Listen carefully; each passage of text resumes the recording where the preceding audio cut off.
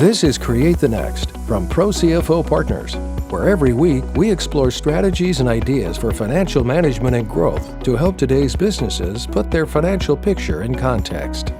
Welcome back to Create the Next. I'm Chris Bentliff, and I'm here today with Jeffrey Wollman from ProCFO Partners. And Jeffrey, it's great to spend time with you this morning. We were talking a little bit earlier, and today we're going to dive into what you call an advanced warning system, which I love, for cash management issues and cash flow issues. So let's start with help us understand what a cash flow issue is. Maybe I think that's connected to revenue. Maybe I think that's connected to profitability. What's cash flow, and what are the problems that I'm having from your perspective? Sure. And thank you for having me this morning. So cash flow is quite different from your profitability. And the basic concept is your cash outflows are greater than your cash inflows. And so we have to detach ourselves a little bit from the typical financial statement and think of it more in terms of that cash balance in the bank, because that, if not monitored properly, can cause a hiccup in business operations. So when you say monitored properly, what are some improper ways that companies, in your experience, are consistently getting this wrong? What are people time and time again? What's the thing where you said, if you could just do this, you would be so surprised how much better off you'd be? Sure. I think it's the basic thing is to be monitoring on a weekly, monthly basis the factors which affect the cash flow and which affect that balance of cash that's so important.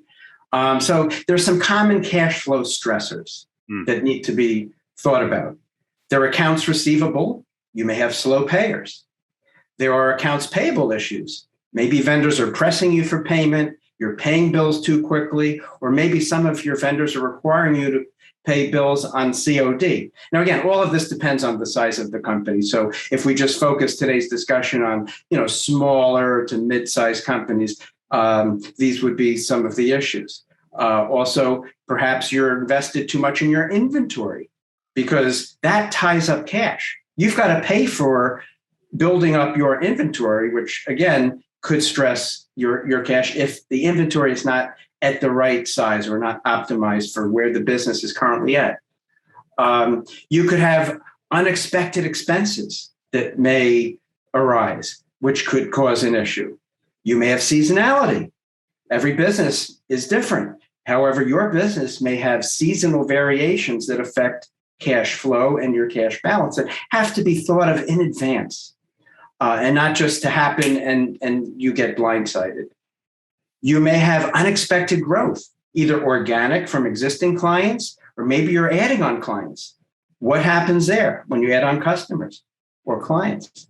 That is going to cause you to have a need for cash. Do you have enough? You may have credit facilities, meaning a loan or a line of credit that has a variable interest rate. Well, what happens if interest rates spike because of something going on in the financial markets? Can you handle the increased interest cost? And perhaps, you face some sales variation, some decline in revenues. Are you able to kind of deal with that? So these are the stressors. So now the question is, how do you prepare yourself to be monitoring them, to have an early warning system, as I'm calling it, so that you can be seeing it happen before it's too late? Now, you've just shared so much. There's so much to unpack there. And I love the idea of an early warning system. So your advocacy is really for preparedness, for making sure that you're staying in tune with things and nothing kind of catches you by surprise. Is that, what's the relationship between that and a contingency plan? And I feel like a lot of organizations are very reactive, like, oh, wow, we're having cash flow problems, instead of, look, if we forecast this out 3-4 months from now, we might have some cash flow problems. What's the relationship between my building an early warning system that I hope you're going to get into for us and this idea of quick, we need to fix it? Sure. So the contingency plan would arise from having a good warning system and then being able to put into practice, option A, B, and C to deal with whatever is going on. So what's important to do? Well, I think the very first thing that's important is to have a 13-week cash flow forecast that you are doing on a rolling basis. So you're always looking 13 weeks out. And that gives you the opportunity to forecast and reforecast. So every week when you do have your real cash balance, you use that actual, but then keep forecasting out what you think may happen. I love that, listener. Not quarterly, not just plant 4 stakes in the ground, but weekly, but you look at it in a 13-week just kind of rolling cadence. So you're always looking past the next sort of horizon. I think that's a great idea. Yes. And, oftentimes the bookkeeper, controller, they're producing their general financial reports. They're looking back. Mm-hmm. But the CFO, his role or her role is to be strategically minded, thinking forward and planning for what might happen to sustain, the business for its growth. Great perspective. What else? So in addition to a 13-week cash flow, there are a couple of very basic financial ratios that they're all taught in basic accounting, which are how one will read financial statements and understand the health of a business. So as it relates to cash flow, I like to look at the accounts payable turnover ratio, which gives you some insight as to how fast are you either paying off the bills that you owe, or are you not paying them fast enough? And actually, the key to all these ratios and benchmarks that I'm talking about and will be talking about are not just looking at them from the static one time that you look at it. Oh, I looked at it today. I look at it in a month. It's the trend. Because if one could graph it in a trend or look at the numbers in a trend, you're going to see whether or not those key indicators are either worsening or improving. And as they begin to worsen, which means anything that's going to cause a problem in cash flow, wouldn't it be great to see that unfolding before your eyes over time and over a short distance of time so that you can deal with it before, again, it's too late?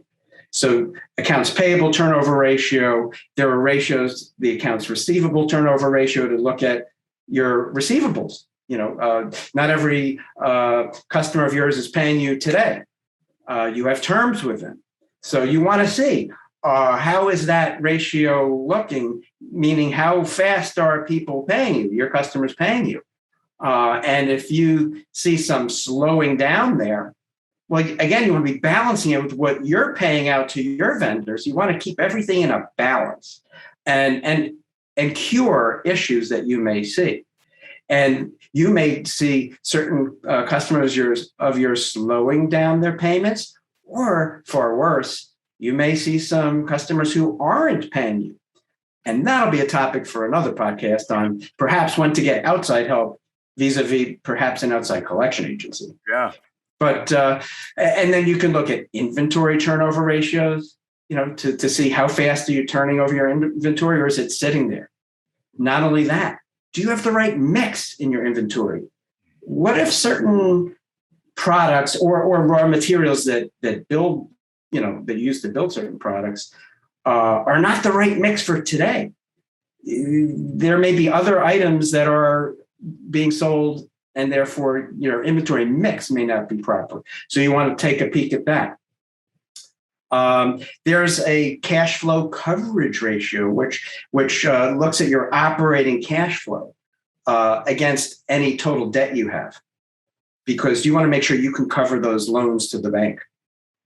And again, if you see a worsening in that ratio, it may cause you to have perhaps a future issue of, I may not be able to pay the bank what I feel like, or I'm going to have to pay that versus paying other things, because you never want to get into default on a credit facility. You shared earlier that my CFO should really be kind of helping me navigate this. And for a lot of business leaders who get in because they've got great ideas, they get in because they're passionate about some sort of service, they get in because it's a family business, they get in for any number of reasons. They climbed the sales ladder. This stuff is like speaking another language. And too often I find, see if you agree, those leaders aren't offloading the responsibility for the early warning system as much as they could be, and or the CFO or other controller, financially minded person is, as you pointed out earlier, they're looking constantly at the late warning system, the lagging indicators, the reports that tell you what happened, but not necessarily what's going to happen. Do you agree with that perspective? And how do I empower my CFO, or look for the CFO, I guess, with the right skill set to take on this great analysis to help me build my early warning system? Yeah, I mean, I think the key thing is to have not only trust in your CFO, but understand what you should be receiving from your CFO. Because it's nice to be able to just look at your basic financial reports. Oh, we're profitable. Our profits are doing, are in the right, trend, or perhaps not.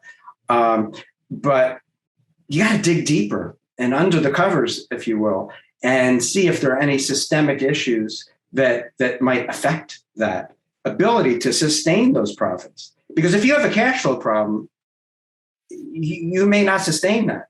You may need, if you're a seasonal business, as an example, the CFO may have to suggest, we may never have had the need for any type of credit facility, any type of loan, but to smooth out seasonality issues or just to be ready for a contingency, maybe we should get a line of credit. And then that's where the CFO can add that advice, because the business owner just may not be thinking along those future, visions. And that's where you want to have that confidant, that person whose sole mission in life is to protect the assets of that business while balancing the stakeholders, the operating people, senior leadership, regarding, the future of the company. But you're there as like the anchor to really make sure that the business is protected to reach that from a financial management perspective. I just think that's such great advice, and it's so crucial that we have that sort of strategic complement that's ready to see this perspective. And part of what you just shared that kind of hit for me is, if I have a cash flow problem, I got a problem somewhere else. You kind of laid some of those out for us. What are our stressors? But that root cause needs some investigation as well. And my CFO should be able to help me understand, as you pointed out, look, seasonality is an issue here. How are we going to overcome it? Or exactly. Low inventory or whatever. Or we're going to need to hire a whole lot more staff to handle the growth we're dealing with. And everybody, that's going to create some crunch. I have to be able to deal with those root cause issues for my cash flow to be healthy. Sure. And, I've just touched upon a small sampling of the issues. Obviously, there are human resource planning issues that you could be mindful of, forecasting out your growth in salary expense if your business is growing, and all of the other, waterfall expenses that are going to take place. Do you have a rainy day fund? If you know that your building is going to need a new roof, let's say you own your own building, are you prepared for that? Are you putting a sinking fund into place where you are saving a certain amount of money and segregating that every year because you know that you're going to need that roof? And it's so much better to be able to plan for that than for all than to wake up one day and say, oh gosh, we've got leaks. We've got to deal with it. And oh gosh, don't have the money in the bank right now because maybe it's not the best time of year on cash flow. So again, trying to forecast any planned expenditures that could be extraordinary in nature, capital expenditures that you need to keep your business running at its optimal.